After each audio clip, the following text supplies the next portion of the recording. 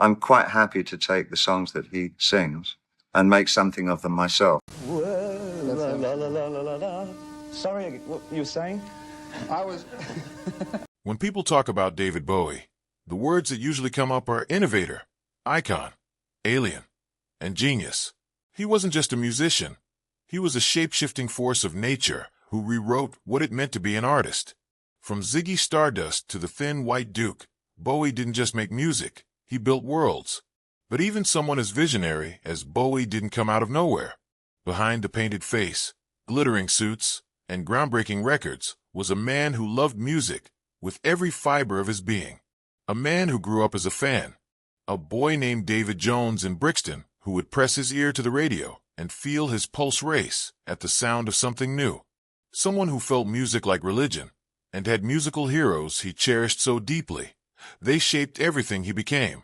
He stole like an artist, as he once joked, but the truth is, Bowie admired these artists with raw, unapologetic passion. He didn't just nod politely to his influences. He studied them, honored them, and sometimes built entire eras of his career around them.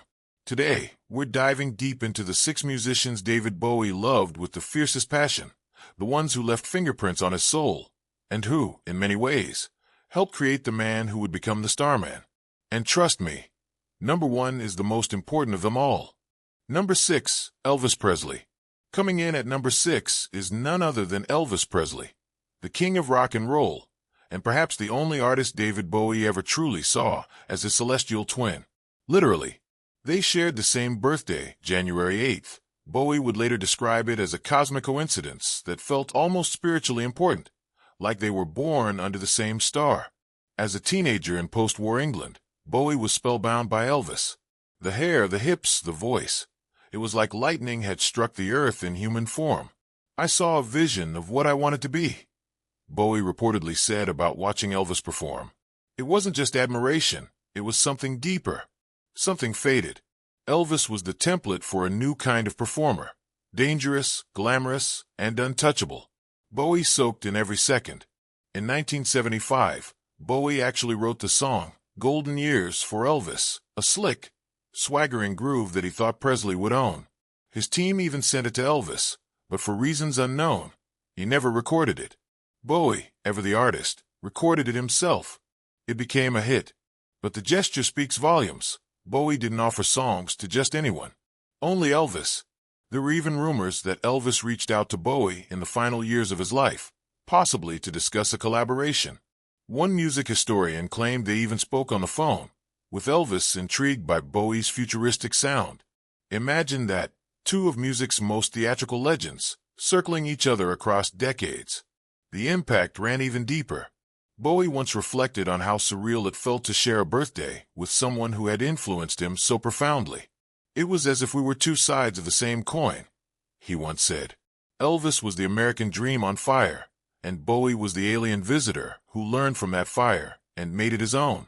Without Elvis, there might never have been Ziggy Stardust. No Thin White Duke. No Rebel. Elvis gave Bowie the permission to be larger than life. He was Bowie's original icon, the spark that ignited a galaxy. Number 5, John Lennon. At number 5 is John Lennon, the man David Bowie once called my greatest mentor. It's hard to overstate just how much Lennon meant to Bowie. He wasn't just a musical hero. He was a spiritual older brother, a model of how to fuse pop culture with raw truth, poetry, and rebellion. Bowie grew up during the Beatles' explosion, watching with the rest of the UK as Lennon's lyrics got smarter, stranger, and more subversive. He later said that Lennon showed me that you could be serious about what you're doing in rock and still play with it. For Bowie, Lennon was proof that you could mix the avant-garde with the mainstream, and that gave Bowie a blueprint for his own eccentric brilliance. Their friendship didn't begin until the mid-70s, but once they connected, it was instant chemistry. In New York in 1975, they ended up in a studio together and spontaneously co-wrote Fame, which became Bowie's first American #1 hit. Lennon added the famous high-pitched Fame, background vocals, and Bowie never stopped crediting him for it. It wouldn't have existed without John, Bowie said. He brought the wit. He brought the edge. They became close. Matching satin jackets. Studio hangouts. Deep conversations about politics, fame, and the meaning of art. Lennon was one of the few people Bowie felt truly understood him, because Lennon had walked that line between global adoration and personal chaos. They both knew what it meant to feel like a prisoner inside your own fame. And when Lennon was tragically murdered in 1980, Bowie was devastated. He was in New York that night, rehearsing for a Broadway show, and the shock left him speechless. Years later, Bowie would perform Imagine in tribute, his voice heavy with grief and reverence. He never stopped honoring Lennon's legacy. In interviews, in concerts, in quiet moments, Bowie always came back to him. John was the best of what rock could be, he once said. A thinker, a fighter, and the funniest man I ever met. Lennon taught Bowie that you could stand at the center of pop culture and still be a rebel. That lesson never left him. For Bowie, Lennon wasn't just an influence. He was a guiding star. Number 4, Lou Reed. At number 4, we find the gritty, brilliant, and forever influential Lou Reed, the dark poet of New York's underground, and a man Bowie once described as the single most important underground songwriter of our time. The moment Bowie heard the Velvet Underground in Nico, everything changed. He was still David Jones back then, but Lou Reed lit a fire that helped create David Bowie. In 1967, when the Velvet's strange mix of art noise, street poetry, and raw vulnerability reached Bowie's ears, it was like he'd discovered a secret language, one he instantly wanted to speak. They were doing what I'd always felt was possible, Bowie said. Lou was writing real life into songs. Prostitutes, junkies, disillusionment, hope. It was all there, and Bowie couldn't look away.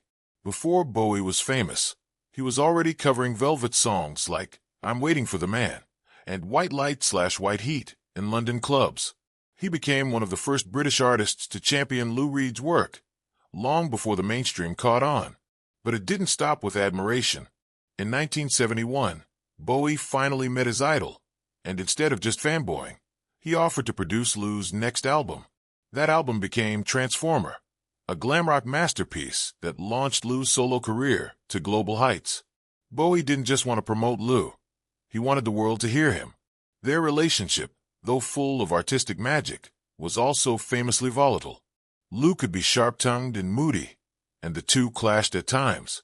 But Bowie never lost respect. In fact, he used Lou's raw, literary style as the foundation for Ziggy Stardust, especially on tracks like Queen Bitch, which Bowie openly admitted was a Velvet's homage. When Lou passed away in 2013, Bowie mourned him publicly, simply writing, "He was a master." It was one of Bowie's most sincere tributes, short, poetic, and heavy with respect. Lou Reed gave Bowie more than just inspiration. He gave him permission to write about shadows, to speak truths most musicians avoided, to mix poetry and pop with no apologies. Lou was the grit, Bowie was the stardust, and together, they changed everything. Number 3, Iggy Pop. Taking the number 3 spot is Iggy Pop, the wild child of punk rock, the godfather of chaos, and perhaps the artist Bowie loved with the most ferocious loyalty. Their bond wasn't just musical. It was deeply personal. Bowie didn't just admire Iggy. He rescued him, championed him, and helped shape his greatest work. In return, Iggy became a lifelong friend and creative mirror. It all began when Bowie heard the Stooges, a Detroit band exploding with primal noise and raw, animal energy. Iggy's stage presence was otherworldly, shirtless, bleeding, snarling. Bowie was instantly obsessed. "I'd never seen anyone like him," he later said. "He was like a force of nature." By the early 1970s, Iggy was spiraling. Addiction, band chaos, no label. That's when Bowie stepped in. In 1972, he flew Iggy to London, helped secure a record deal, and even produced Raw Power, an album that would later be hailed as the birth of punk. But Bowie wasn't done. In 1976, he took Iggy on tour, playing keyboards in his band, blending into the background to support his friend's return to the spotlight. Then came Berlin, the now legendary period where Bowie and Iggy moved into a modest apartment in West Berlin, determined to clean up and reinvent themselves. What followed were 2 Iggy Pop solo albums, The Idiot and Lust for Life, both co-written and produced by Bowie. These albums weren't just great, they were career-defining, filled with haunted synths, hypnotic grooves, and lyrics that dripped with survival. Bowie once said that Iggy had a quality he envied: total rawness, no filter. While Bowie meticulously constructed personas, Iggy simply was. He was real, Bowie said, and I admired that. Their friendship endured decades. No matter how famous Bowie became, he never stopped lifting Iggy up. In interviews, tributes, and songs, Bowie called him his brother, his mirror, and the most honest man in rock and roll. And when Bowie passed in 2016, Iggy was shattered. "David's friendship was the light of my life," he said. "I never met such a brilliant person. He rescued me." That's not just admiration. That's love. Deep, artistic, unshakable love. The kind that changes lives and leaves echoes in every note. Number 2, Sid Barrett.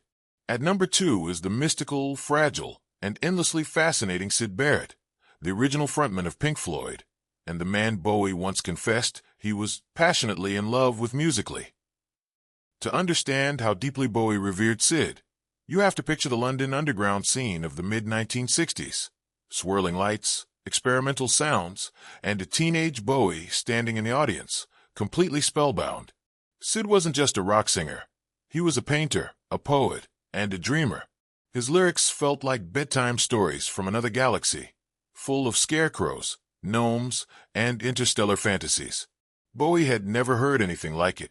He was the first guy I'd seen who decorated the stage with ideas, Bowie recalled. There was something magical about him, this unpredictable beauty that made you feel like anything could happen. What Sid gave Bowie wasn't just music. It was a sense of creative permission. He showed that you could be strange, vulnerable, and utterly yourself, and still captivate a room. Bowie once admitted that his famous line, "Turn and face the strange," was inspired by Sid's surreal writing style. And when Barrett began to fade from the public eye, spiraling into mental illness, and retreating from fame, Bowie never stopped honoring him. In 1973, he recorded a cover of Barrett's "See Emily Play," not just as a tribute, but as a love letter. Later in life, Bowie performed Barrett's "Arnold Lane" with Pink Floyd's David Gilmour in a moment soaked in emotion and reverence. When Sid passed away in 2006, Bowie wrote a rare, deeply heartfelt message. He was so original. "I can't tell you how sad I feel. His impact on my thinking was enormous." He called Barrett a damaged diamond, brilliant, beautiful, and tragically lost. Bowie often said that he connected most with outsiders, people who couldn't quite fit into the world, but changed it anyway. Sid was the ultimate outsider, a visionary who flew too close to the sun. And Bowie, more than anyone, understood that kind of fire. If Ziggy Stardust had a spiritual godfather, it was Sid Barrett. Bowie didn't just admire him. He carried his influence like a torch into every shadowy corner of glam, art rock, and beyond. Number 1, Little Richard. And finally, at number 1, the artist David Bowie loved most passionately, the one who set his soul on fire before he ever picked up a guitar, Little Richard. The story goes like this. It was 1955.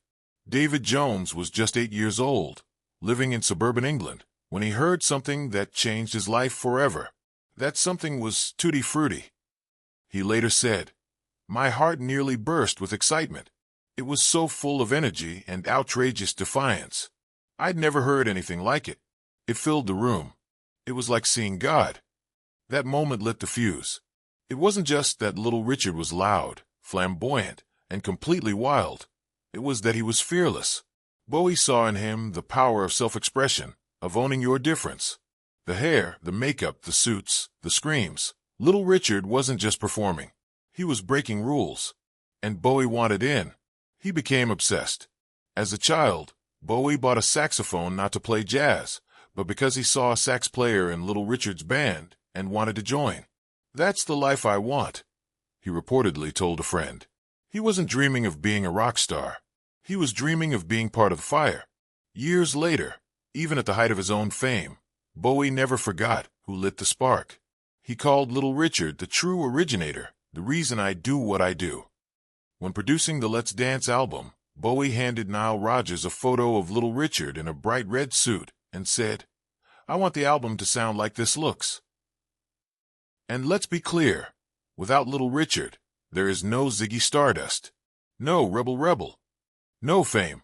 Every bold scream, every glam outfit, every time Bowie stepped into a new persona, it all traces back to that moment in 1955, when a little boy in London heard a piano explode through the radio. Bowie would go on to become the most shape-shifting artist in music history. But the shape he chased, the boldness, the fire, the joy of being too much, that came from Little Richard. And Bowie knew it. If it hadn't been for him, he once said, I wouldn't be here. He gave me everything. That's not just admiration. That's origin. That's destiny. Little Richard didn't just influence David Bowie. He created him.